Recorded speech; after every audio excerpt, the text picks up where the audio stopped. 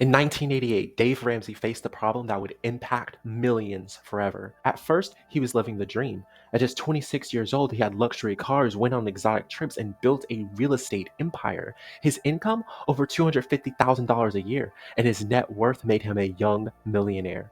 But there was one thing he didn't see coming: the savings and loan crisis. Small banks were collapsing from a down housing market, so big banks had to buy them out. And Dave, he was drowning in $4 million of real estate loans. But his new corporate banks didn't like all that risk, so they gave him 90 days to make a choice: either pay everything back or lose it all. So on September 23rd, 1988, exactly 10 years before I was born, Dave filed for bankruptcy. Alone, broke, and desperate, he turned to God and whimpered, "Debt is evil, isn't it, Lord?" And he's been preaching that same doctrine ever since. The only problem? It's not true. But for a long time, I believed those words, and it nearly cost me my career. Now, I'm not the usual detractor. I'm not going to tell you that debt is the secret to wealth Robert Kiyosaki style, or that Dave's just oversimplifying by seeing things in black and white. No. What this whole debate is missing is nuance. And nuance only comes from painstaking research and brutal honesty. My name is Slater, a real estate finance consultant, and this is the story that taught me not all debt is created equal, and not all leverage is a sin.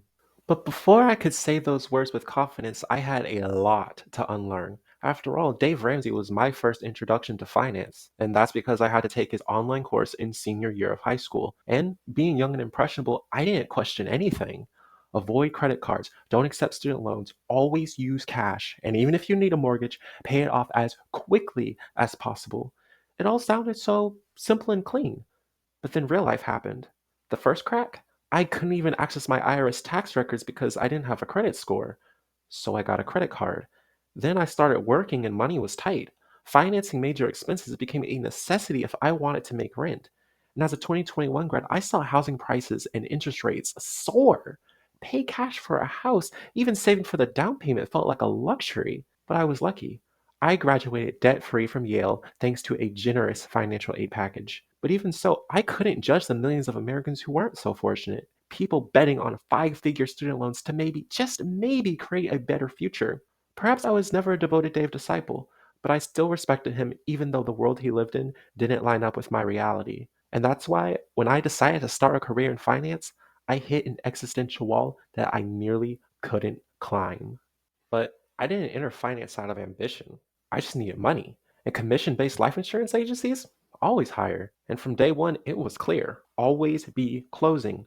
Don't think, don't study, don't question, just go for the sale. But I'm naturally curious. I wanted to know what I was offering, not just to get some intellectual stimulation, but to have the security that I'm serving my clients the best.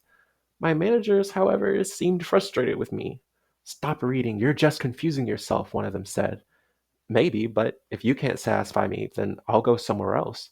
So I turned to the name I trusted before, Dave Ramsey. And his advice was clear: buy term and invest the rest. Everything else, a scam, a ripoff, an exploitation of hardworking Americans. And the worst sin of all was borrowing against the whole life insurance policy. Of course, Dave hated that.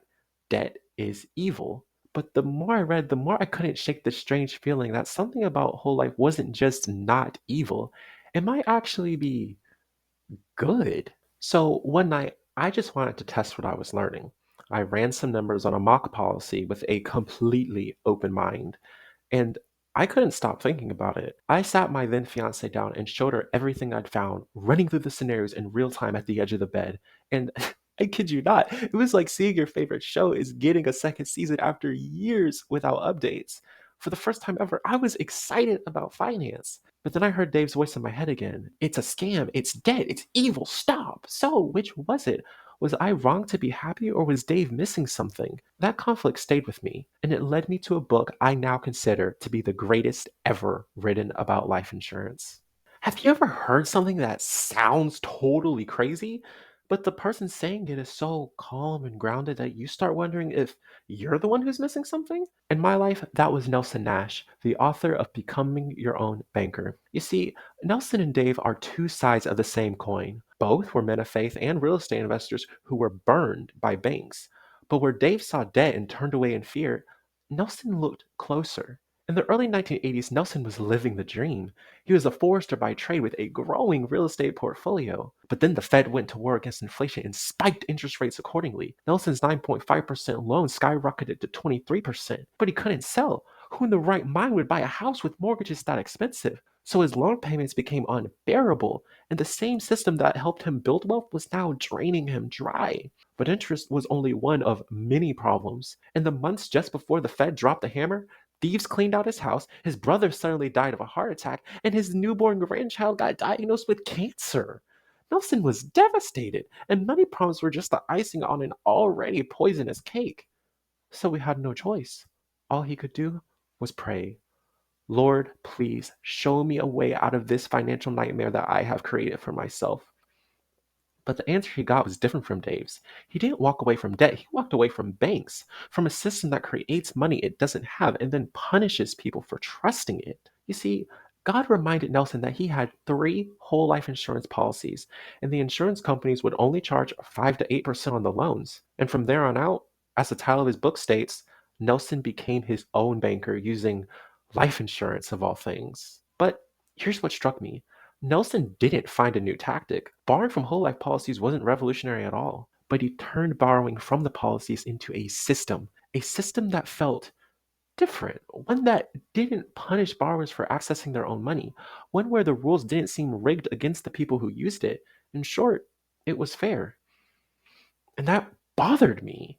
Dave's voice was still ringing in my head. Debt is evil, borrowing is a trap, interest is a crime. So why did Nelson's message seem so peaceful? Why did his logic feel so reassuring? If both of these men were sincere, then who was right? I knew I needed a concrete answer. So, like them, I turned to God. More specifically, I read scripture, philosophers, and theologians, and what I found completely changed how I understood debt. There's one word that has angered the hearts of both ancients and moderns when they're burned by debt. I'm talking about usury. Today, we usually define usury as charging excessive interest, but do you see the issue with that? Who decides how much is too much? Now, if we go back to the Old Testament, which both Dave and Nelson revere, we find a far more blunt understanding. If he lends at interest and takes profit, shall he then live? He shall not live. He has done all these abominations. He shall surely die, and his blood shall be upon himself. Wow. For the Hebrews, even a penny above the principal was quite literally an offense to God. And it wasn't just them. Outside of the Abrahamic tradition, the Greek philosophers agreed. Aristotle himself called usury the most unnatural way of earning wealth. This was certainly an interesting way to begin my research, and to be honest, I was troubled. I love classical philosophy and I dare to call myself Christian. So at first, I was angry. I was frustrated by modern economics. I spit on capitalism for creating a system so obviously rigged. I even regretted reading Nelson Nash. So I slipped back into the Dave Ramsey camp. Debt was evil and I was its slave. But I kept reading. I didn't give in to my hate. And that's when I turned to the most famous theologian who ever lived, Thomas Aquinas. You see, Aquinas is famous for his Summa Theologica, an ambitious book that tried to answer every major theological question of the Middle Ages. Luckily, it's also well organized. I only needed his answers to question 78, the sin of usury. And Aquinas starts with a clear rule: charging interest just for lending money?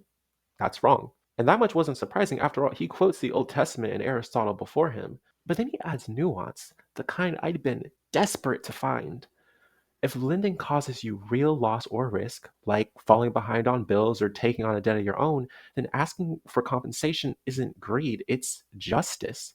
Think of it like how randomly punching a stranger on the street is obviously wrong, but him defending himself in return isn't a sin.